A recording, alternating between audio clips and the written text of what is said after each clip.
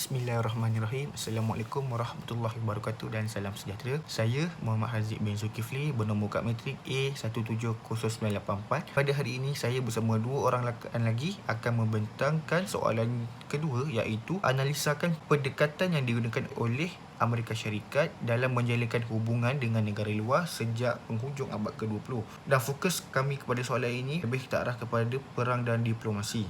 Seperti yang diketahui secara umum, Amerika Syarikat merupakan sebuah negara persekutuan republik yang terdiri daripada 50 buah negeri dan satu daerah persekutuan. Amerika Syarikat ini sebagai negara ketiga atau keempat yang terbesar dari segi jumlah kawasan.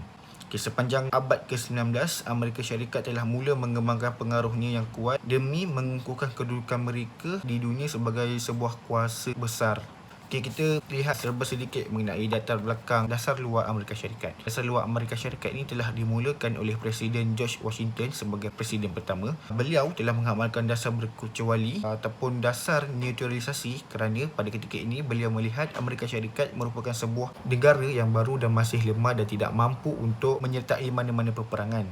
Selepas itu, kita langkah kepada Presiden Wilson. Beliau juga telah mengamalkan dasar yang sama seperti Presiden Washington, tetapi tidak sampai 5 bulan beliau memerintah, Presiden Wilson telah membawa masuk Amerika Syarikat ke kancah peperangan pada Perang Dunia Pertama. Dan kemudian Presiden Nixon dilihat lebih agresif dalam dasar luarnya, di mana beliau lebih memfokuskan kepada kekuatan ketenteraan demi mengukuhkan kedudukan Amerika Syarikat sebagai sebuah kuasa yang kuat. Hai, Assalamualaikum. Saya Nur Hidayah binti Hamaza bernombor matrik A169175. Dalam membincangkan tentang dasar luar Amerika Syarikat terhadap negara-negara yang terletak di region Timur Tengah, dapat saya katakan di sini bahawa pelaksanaan dasar luar yang diamalkan oleh Amerika Syarikat ini adalah berbeza-beza. Sebagai contoh, saya mengambil dua pendekatan dua negara yang terletak di region Timur Tengah, iaitu Iran dan juga Israel. Pelaksanaan dasar luar Amerika Syarikat terhadap negara Iran pada tahap awalnya adalah berbentuk dasar campur tangan, iaitu dalam lingkungan tahun 1950-an sehingga tahun 1970-an, di mana pada ketika itu Iran berada di bawah pemerintahan Shah Reza Pahlavi. Walau bagaimanapun, setelah jatuhnya pemerintahan monarki dan Shah Reza juga pada ketika itu mengundur diri dan telah digantikan oleh Ayatollah Khomeini, Iran telah bertukar menjadi sebuah negara Republik Islam. Perubahan ini telah menyebabkan ketegangan hubungan di antara Iran dan juga Amerika Syarikat. Pada ketika itu, bermulalah fasa baru pelaksanaan dasar luar di antara Amerika Syarikat dan juga Iran. Amerika Syarikat tidak lagi mencampuri urusan Iran, malah kedua-dua negara itu telah berubah menjadi negara yang berseteru. Berbeza pula dalam konteks hubungan luar di antara Amerika Syarikat dan Israel, merupakan antara negara sekutu baik dan sejak dari awal penubuhan Israel sehingga ke hari ini. Maka dalam konteks ini, pelaksanaan dasar luar yang diamalkan oleh Amerika Syarikat terhadap Israel adalah berbentuk dasar perlindungan. Ini kerana Israel merupakan negara bukan Islam dan negara yang kebanyakan region di Timur Tengah tidak mengiktiraf pelaksanaan dan penubuhan negara tersebut. Sejak ia ditubuhkan, Israel seringkali menerima ancaman daripada negara-negara di region Timur Tengah, termasuklah Iran sendiri. Amerika berpandangan bahawa ia harus melindungi Israel kerana Israel merupakan negara yang terpenting yang boleh memberikan manfaat kepada Amerika Syarikat.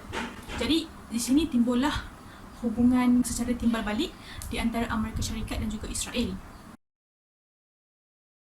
Baiklah, saya akan meneruskan pembentangan ini untuk membincangkan dengan lebih lanjut berkaitan pendekatan perang dalam dasar luar Amerika Syarikat pada penghujung abad ke-20. Dasar luar Amerika Syarikat semakin jelas lagi dalam usaha mereka mempertahankan keutuhan wilayah, kebebasan berpolitik dan kepentingan ekonominya. Disebabkan oleh keadaan dunia yang bertambah kompleks sifatnya, era unipolar Amerika Syarikat telah dicabar oleh pelbagai fenomena termasuk entiti keganasan antarabangsa atau global terrorism, kebangkitan kuasa-kuasa dunia lain seperti China dan kemunculan beberapa pertubuhan bukan kerajaan NGO ataupun aktor bukan negara yang berpengaruh di peringkat global. Perkara ini menjadikan Amerika Syarikat untuk mula menyusun semula pendekatan dalam dasar luar mereka untuk memastikan aspek-aspek seperti military security, economic production, financial trade dan knowledge technology yang sangat penting dalam menjamin kedudukan dan kekal berkuasa sebagai sebuah kuasa hegemoni yang berpengaruh dalam sistem antarabangsa. Amerika Syarikat pada masa ini menyeru semua pihak untuk mengalukan usaha mereka atas dasar keamanan, keharmonian dan kemakmuran.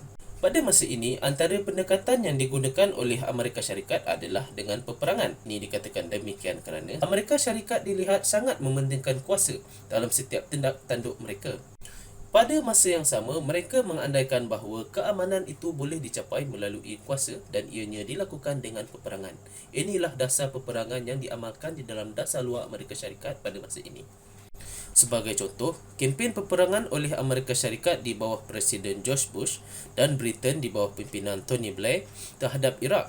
Perkara ini dianggap sebagai satu bentuk peperangan moden yang berlaku disebabkan oleh dakwaan Amerika Syarikat bahawa Iraq memiliki senjata pemusnah besar-besaran atau weapon of mass destruction yang mampu mengancam keselamatan dunia walaupun tiada bukti yang mengatakan perkara ini benar.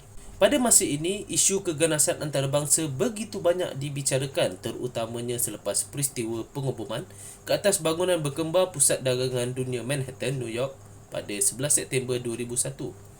Peristiwa tersebut dianggap sebagai titik tolak kepada beberapa siri keganasan lain yang dikatakan mempunyai hubung kait dengan konflik Amerika Syarikat dan Islam semata-mata. Malahan, semua elemen yang berkaitan dengan Islam dianggap negatif daripada kacamata negara-negara barat. Senario ini telah mengubah lanskap politik antarabangsa apabila pihak barat yang diketuai Amerika Syarikat melancarkan dasar agresif terhadap negara-negara dan pertubuhan Islam. Pertembungan budaya seperti inilah yang telah menyebabkan pihak barat terus berusaha memecah belahkan perpaduan dalam kalangan umat Islam dan negara Islam yang akhirnya membentuk satu fenomena Islamofobia sehingga ke hari ini. Oleh itu, perkara ini menunjukkan bagaimana Amerika Syarikat yang menggunakan pendekatan peperangan dalam dasar luar mereka untuk membolehkan tindakan-tindakan mereka ini yang dianggap Global War on Terrorism. Walaupun begitu, terdapat banyak tentangan yang diterima oleh Amerika Syarikat tentang pendekatan mereka ini dan ianya telah membentuk pelbagai konflik di dalam dunia sehingga ke hari ini. Dapat disimpulkan bahawa dasar luar Amerika Syarikat ini lebih terarah kepada kekuatan ketenteraan dalam usaha untuk menjadikan negara tersebut sebagai sebuah negara yang kuat dan mengekalkan kedudukan mereka sebagai sebuah kuasa yang besar. Sehingga pada hari ini kita dapat melihat bahawa Amerika Syarikat merupakan sebuah negara besar yang berjaya mengawal politik dan ekonomi dunia sehinggakan Amerika Syarikat ini jadikan role model untuk negara-negara membangun. Sekian daripada kami. Terima kasih.